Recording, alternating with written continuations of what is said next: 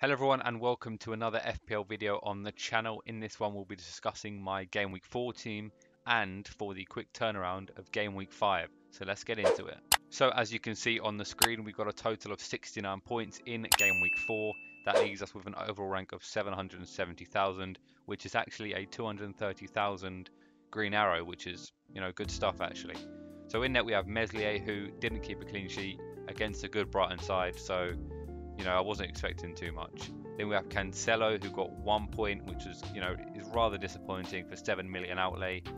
He got 2 goals against him, which obviously took away a point, and he didn't do anything in attack. So yeah, 1 point from Cancelo. Then we have Trippier with 2 points. I thought they had a good opportunity to keep a clean sheet, Newcastle. However, Ruben Neves had other ideas as he smashed it in from range in the bottom hand corner. Then Reece James got a lovely attacking return, a nice assist to Raheem Sterling. James attacking wise is fantastic. However, Chelsea did not keep a clean sheet again, but that was probably due to the fact that they were down to 10 men very early. Then we have the man of the moment, Trent Alexander-Arnold, with a return of 17 points, goal, assist and a clean sheet. Fantastic return from Trent.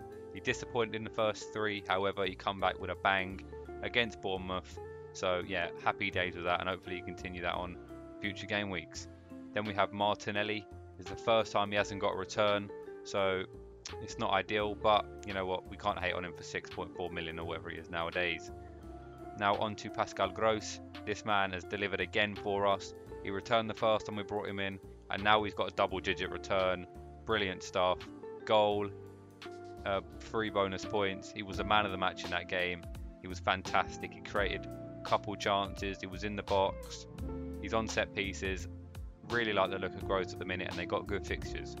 Then we have Captain Mo Salah. Talk about a disappointment. A 9-0 victory and Salah comes away with 0. Nah, that can't happen. He missed a sitter from about 2 yards out. He had another chance which he put over the bar. On another day he has a brace at least, but it wasn't to be for Salah captainers, including myself. We just got to take it on the chin and move on. So then it was my vice captain, Gabriel Jesus, who got a return of 1 point. I was on him for most of the week and then returned to Salah. So the fact that he only got 1 point actually worked out because Salah done better than him. He got a yellow card, wasn't involved in the 2 goals that Arsenal scored, but Arsenal look very good and they've got decent fixtures. So then we have Ivan Toney, who was rather unfortunate to only get 2 points. He had a nice header which went straight off the post. Brentford looked fantastic in that game. They had multiple chances. I believe they had 19 shots against Everton. They just couldn't seem to find the back of the net. Then we have Erling Haaland, who got a hat-trick from Manchester City. He looks clinical, and what sums him up mostly is that 3rd goal that he got, where he gets through ball, he's in behind, he's got the speed, the defender comes from behind, and Erling Haaland absolutely bodies him out of the way and finishes it off clinically. Looks fantastic. He's got 6 goals already in the league. He's going to tear it up, isn't he? So a quick look at the bench. We got 1, 2, 2 and 2. So no returns from the bench. So, I can't complain at all. So on to my Game Week 5 team. So before we get into my Game Week 5 team, you may notice a slight change. I've got a nice little overlay now. And, I've changed some of the colours to match the Fantasy Premier League theme a little bit better. So hopefully you like the change. And, yeah, let's get into the team. So in net we have Meslier, we're sticking with him. They've got an absolute plum of a fixture against Everton at home.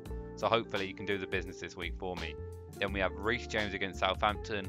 It's a pretty decent fixture. Southampton, they're not the best side. However, they're actually not too bad attacking wise. So this won't be an easy clean sheet by any means. But, James has mainly been getting attacking returns at the minute. So hopefully he can continue that. Then we have Trent against Newcastle.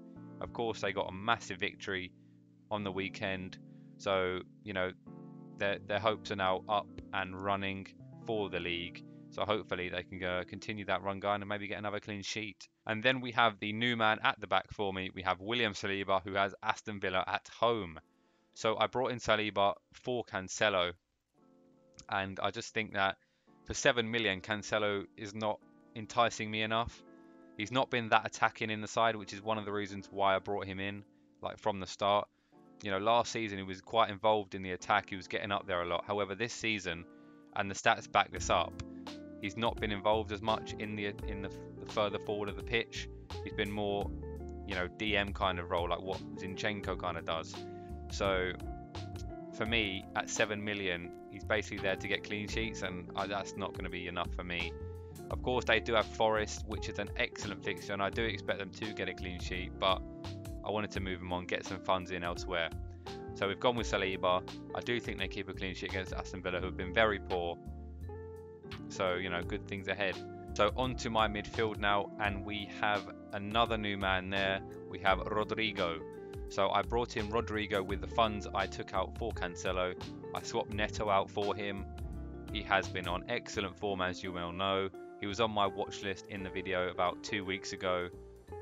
So, you know, I'm very happy to get Rodrigo in. He blanked last game against Brighton, but that doesn't bother me at all because they have an excellent fixture against Everton at home. So then we have Salah against Newcastle. You know, of course, he didn't get any returns last week, but surely it's going to be his turn soon enough. And, you know, there were signs there last week. He was getting chances, so it's only a matter of time before he converts them. Now we have Fpl Gw5 away to Fulham. Fpl Gw5 has been on excellent form. He's like the conductor for this Brighton side. He gets involved in the play a lot. He's on set pieces, and you know, I'm very happy to own him moving forward.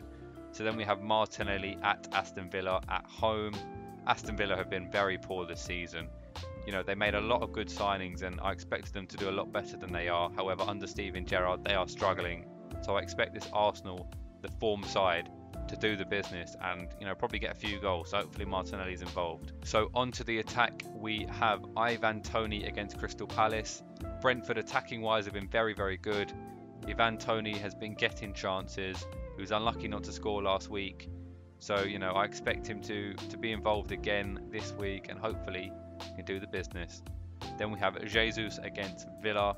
Now, similar comments to Martinelli. You know, Villa have been very poor. They're not good at the minute. Steven Gerrard has not got them playing well, and I expect this Arsenal side, which seems to be playing very well, there's a togetherness about them at the minute, and I expect them to continue that run going against Villa. And now we have the main man, Erling Haaland, up front for me against Nottingham Forest at home. He's my captain. This is an absolute beauty of a fixture. I think Man City will be way too strong for Nottingham Forest. You know, they've given up chances in each of their games, Forest, and a City side with a clinical man like Erling Haaland up front, you don't want to be doing that. Now, there's a lot of concern right now about Pep's comments midweek that he said about Erling Haaland, which I'll put on the screen over there. He said that Erling Haaland won't play 3 games every week, you know, once the fixtures become more congested. However, he was brought off a bit earlier on the weekend, and I do think that Erling Haaland will play against Forest, whether that's for 70 minutes or whatever. And, you know, Erling Haaland for 70 minutes against Forest, I think is the better captaincy option than anyone else in the side, and I'm very much happy to take that. So onto the bench, we have Ward against United, Andreas against Brighton, Henry against Palace, and Trippier versus Liverpool. Now, the only one there really is Andreas. However, Brighton have been very good. They've impressed me a lot. I like how they play under Potter, and they've been very good so far this season. Henry could keep a clean sheet against Palace. However, Brentford actually at the back are not the best. So potentially not too worried about that actually, because I think Palace will probably score. So as you can see, it says money in the bank 0.4. That's actually a lie. I forgot to update the number, so apologies for that. I actually have 1.7 million remaining in the bank, so we have quite a lot of funds, you know, going on for next week, so potentially more moves to be made. But that's my new game week team. We made 2 free transfers, Rodrigo and Saliba in for Neto and Cancelo. Did I make a mistake? What do you guys think? Let me know in the comment section down below. So I hope you guys have enjoyed this video. If you did, please feel free to drop a like and subscribe. That would be much appreciated. If you guys need any FPL advice or you have any questions, again, please feel free to drop them in the comments and I will try and help to the best of my advice. But other than that, thank you guys so much for watching, and I'll catch you all next time. Cheers, guys.